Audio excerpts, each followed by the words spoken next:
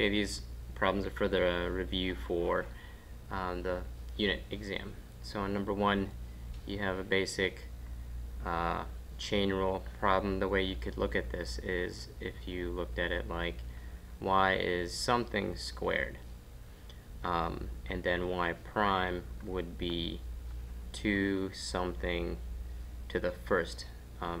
Bring down the 2 and then subtract 1 and to get 1 up here. But since there is something on the inside, x to the third plus 1, you're going to have to take this and do the chain rule to get 3x squared. The derivative of 1 is 0, so it just goes away. And that's what the answer would be. Looking at this, none of the questions are there, none of the answers are there, so 3 times 2 would give you 6x squared, x to the third plus 1. So just kind of rearranging it, you can see that it's e.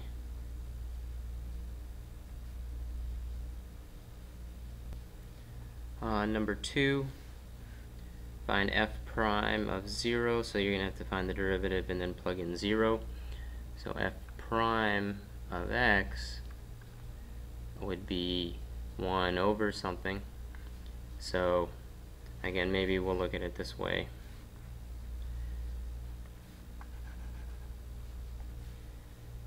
Where f, you can think of it as ln of something, and then f prime would be 1 over something. But in this case, that something is going to be a lot bigger, so I'm going to erase this.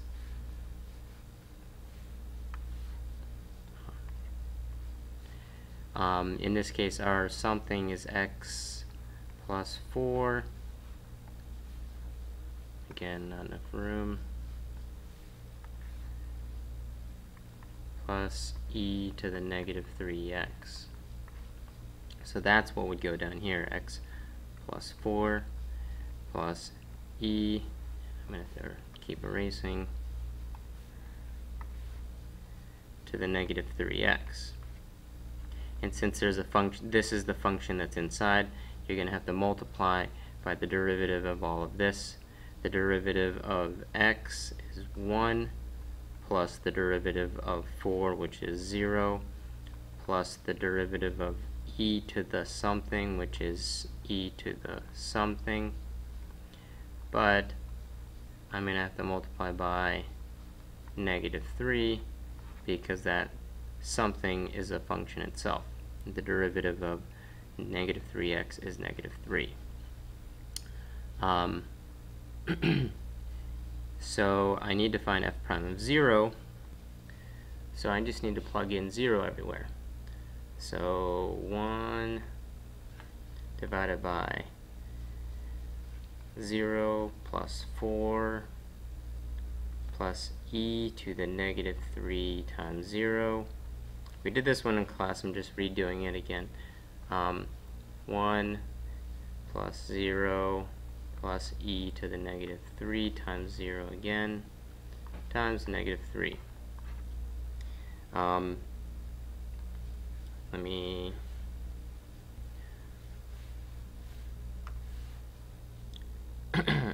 e to the negative 3 times 0 is e to the 0,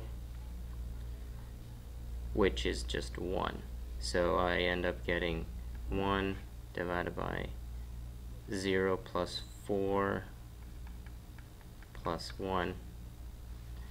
And then I didn't need to go this far. And over here, same thing, this is going to be e to the 0, which is just 1. So I'm going to get 1 times negative 3. So this would be 1 plus 0 minus 3 in the parentheses right there. And this would be 1 over 5 times negative 2. So it would be negative 2/5.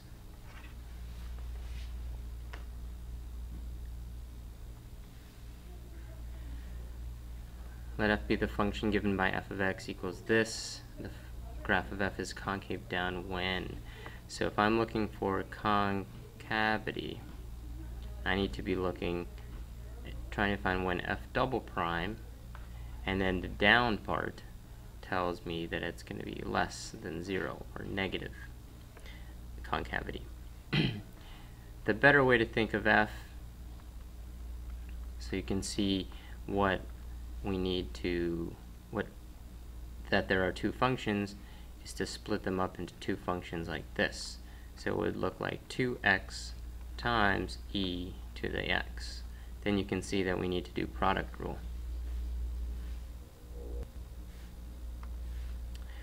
So when I do f prime, it's going to give me, take the derivative of 1, so I'll take the derivative of 2x times e to the x, no change, plus 2x, no change, times the derivative of e to the x, which is just e to the x. Remember, taking the derivative of e to the x is just e to the x. So that's the first derivative. Then to find the second derivative, f double prime, you're going to have to do product rule on each one of these. This one you don't need to use the product rule because 2 is just a coefficient. So the derivative of this is just, or I'll do the side work over here. If I have 2e to the x and I take the derivative, the 2 is a coefficient. That means I can pull that out and take the derivative of e to the x by itself. But since the derivative of e to the x is just e to the x, the answer to this is just 2e to the x. So, long explanation, but that stays the same. Over here, there are again two derivatives, and what you can see is that the derivative of this is all of this. So to find the derivative of this again is just going to be all of this again. So it's going to be 2 e to the x plus 2x e to the x. The exact same thing as that. So that's f double prime. I'm going to be able to combine a couple things. Let's see. I can combine these two. That'll give me 4e to the x. And I'm going to get plus 2x e to the x. Then I have a couple things I can factor out. I can take out a 2 e to the x, leaving me with 2 plus x. Because if I distribute, I'm going to get 4e to the x. Then 2x e to the x. So the reason I'm doing all this to find f double prime again is to see when it's concave down or less than 0. So when is this going to be less than 0? So to find when something is less than 0, what you need to do is look for when it is 0 and then test to the left and to the right of it. So let's find when does this equal 0. So not just, I don't want to look at this yet. I want to find when does this equal 0. So when does this equal 0? This term is always positive, always positive. So I don't even care what that is. This term can be 0. So when will 2x plus x equal 0? That will equal 0 when x equals -2.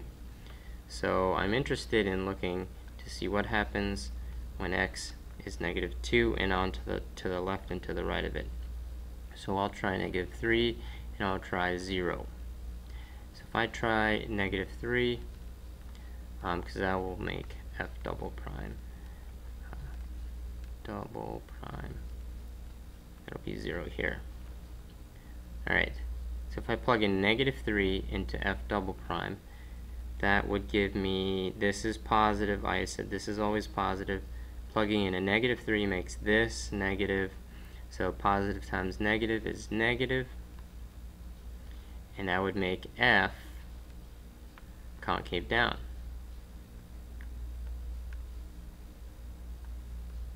That's exactly what we want. But if I try past 0, so if I plug in 0, that's always positive. Plug in 0, that's positive, so this is positive. So concave up. So the answer is less than negative 2. When x is less than negative 2, f will be concave down.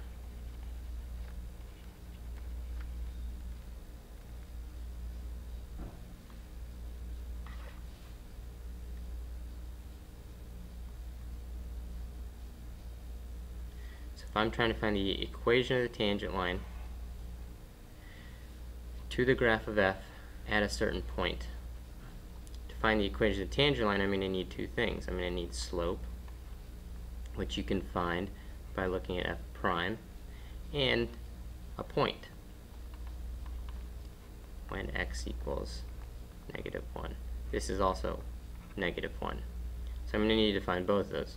Find a point that is f of negative 1. So I'm going to need to evaluate the function at negative 1 to find the point, and the derivative at negative 1 to find the slope. So let's find the slope first. F prime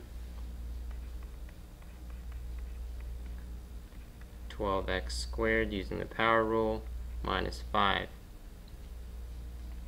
f prime of negative 1 would give me 12 times negative 1 squared minus 5. Negative 1 squared is positive. 12 minus 5 is 7. So the slope is 7. F prime of negative 1 means slope is 7. That means, let's see, this is wrong, part E is wrong, part D is wrong because it has a slope of negative 5. So then I need to find f of negative 1, which is 4, negative 1 cubed minus 5, negative 1 plus 3. Negative 1 to the third is negative 1, so I'm going to get negative 4 from that. Negative times negative is a positive 5 plus 3. 5 plus 3 is 8, minus 4 is 4. So f of negative 1 is 4, which means negative 1 comma 4 is my point. Plugging it into this, y equals y1 plus m, x minus x1. I'm going to get 4 plus 7, x minus a negative 1 gives me a positive 1 there.